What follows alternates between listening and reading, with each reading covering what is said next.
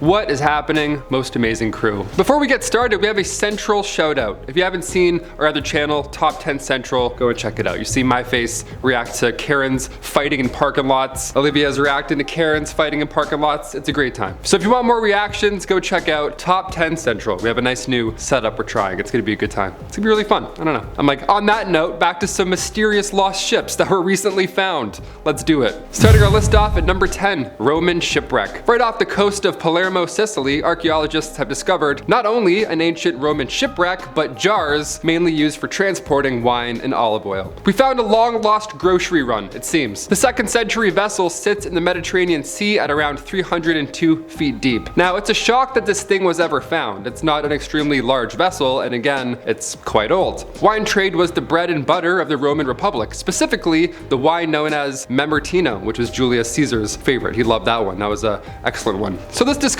really is a 2-for-1, all just lying at the bottom of the sea. Number 9, Lake Ontario. Back in July 2011, a Canadian schooner believed to be around 160 years old was found off the shores of Lake Ontario. So we ask, what went wrong? Did it hit something? Was it abandoned? What happened here? Well, when it was found, the ship was carrying around 480 tons of coal. Now, normally that's manageable, but this fateful voyage was caused by a leak that developed on both sides of the ship. That plus the coal equals bad news. The water was coming in too quick, and with the help of the 480 tons of coal, it was unstoppable. The original search for this ship began in 2009, but it took 2 years to find. Number 8, Norfolk Royal Shipwreck. Okay, so this initial discovery happened back in 2007, but it was a secret until quite recently. On May 6th in 1682, a ship called the Gloucester got stuck on a sandbank off the coast of Norfolk. Then an hour later, she sank, sadly. Now, one of these passengers was the future King James II of England. He escaped in a small boat, a quick decision that changed the course of history nonetheless. But 2 diving brothers found the ship back in 2007, so now history has literally resurfaced. And now we can talk about it. Only months ago it was announced officially that this was that lost ship. Maritime expert Claire Jowett calls this recent discovery the single most significant historic maritime discovery since the raising of the Mary Rose, which was King Henry VIII's favorite warship back in 1982. So number 7,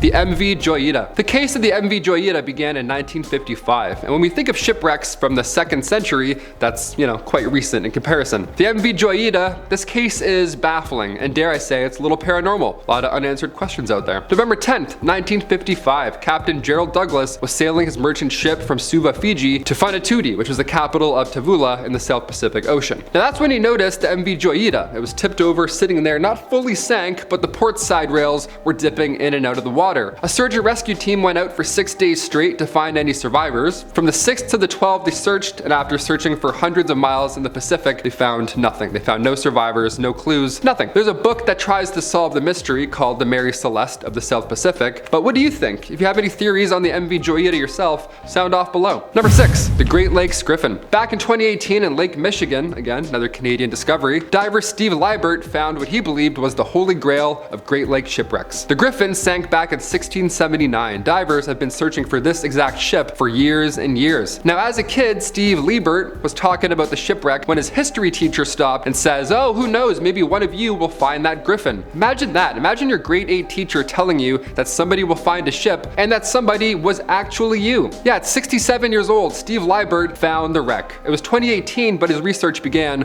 40 years prior, so it was a long time coming. Liebert began diving in 1981. It took a long time to track down this long lost ship, but he did it somehow. This is like National Treasure 3. Let's do this instead. If you're in any Great Lakes, again, keep your eyes open for 50-foot long ships from the late 1600s. Those might be lurking below your feet. Those and sunfish. They're all down there waiting for you. Number 5.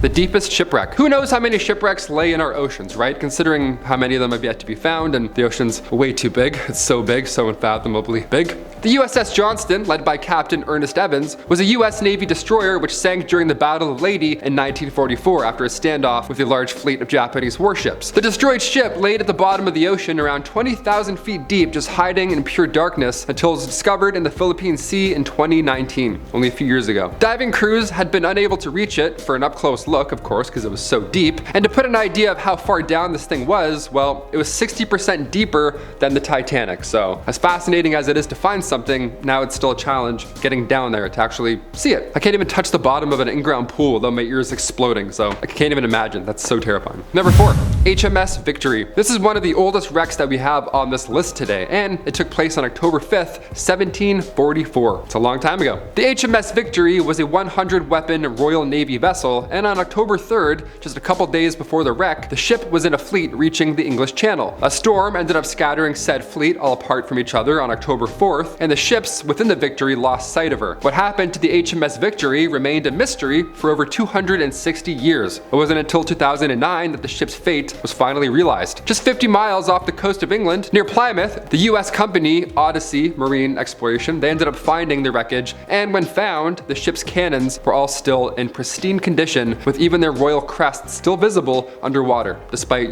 being under there for nearly 3 centuries, hiding in the depths. This was also the first time that any trace of the 1,150 sailors that were on the ship was found, right? This whole time it's been a mystery where they went, what happened to them, all that. This answers a handful of those dark questions. This ship is also a reminder of how the cannons were once made. They were made fully of bronze. Number 3, MV Dona Paz. This maritime disaster took place on December 20th, 1987, when this passenger ferry collided with the oil tanker, the MT Vector. Yeah, it was horrible. The collision took place in the Tabla Strait, which is about 180 kilometers south of Manila. This ship was carrying more than 4,000 people, which was actually double its capacity at the time of the collision. There were no senior officers on the bridge of the ship as well on the Vector, and there was no lookout. And it's thought that both ships lacked a functioning radio, so it's quite possibly the worst conditions imaginable. The weather and waters were both quite calm when the collision actually happened, and despite the clear visibility, neither ship gave an indication that it noticed the other one. So when the collision actually occurred, the 8,800 barrels of oil and gasoline on the Vector quickly ignited and engulfed both ships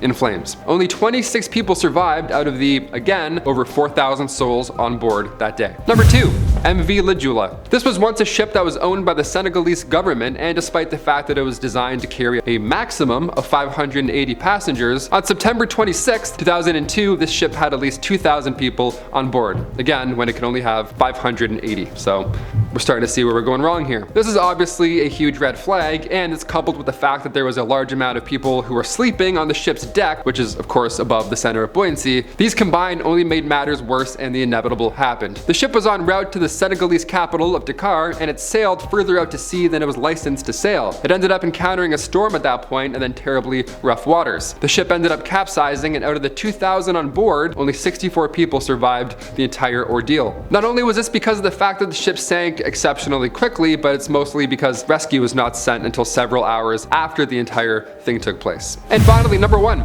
Ernest Shackleton. He braved the harsh conditions in the South Pole, and by 1914, Ernest Shackleton was ready to do it again. He set out with a group of 28 men, and they all had the intention to make it all the way across the continent and then arrive at a ship that should be waiting for them on the other side. Well, things took a bad turn almost immediately. See, as they were on their journey to Antarctica, they all became trapped in the ice as their ship, the Endurance, started falling apart. Now from here, as they were trapped, their supplies slowly began to dwindle, and this led to men getting aboard life rafts to then float for 14 days through the icy Antarctic seas to an island. Now unfortunately, once here, this wasn't the end, as the men then had to take another long journey all the way to the nearest inhabited island, which was South Georgia Island, which was 1,000 miles away. It was horrible. It was quite a journey. Now despite everything these men went through on this horrible, rough journey, all 28 of them survived this entire ordeal. And 107 years after its sinking, on March 9th, 2022, the Endurance, Ernest Shackleton's ship, was found in pristine condition. Yeah, it was found 10,000 feet below the icy Antarctic waters that it sank in, and the frigid temperatures mixed with the lack of sunlight, well, it's been sitting like Captain America. It's just sitting in time, just waiting. It looks like it's been untouched. It's actually really haunting to look at. Those are the top 10 mysterious lost ships that were recently found. What's the craziest thing you found swimming? In an ocean, in a lake? I don't care. I found a crab one time in an ocean. It was like that big. I'm never swimming again. I'm not doing it. I didn't know crabs could get that big. It's one of the worst things I've ever seen personally, to be honest with you. I'm Taylor McWaters. Check out Top 10 Central. We're reacting to more fun things, more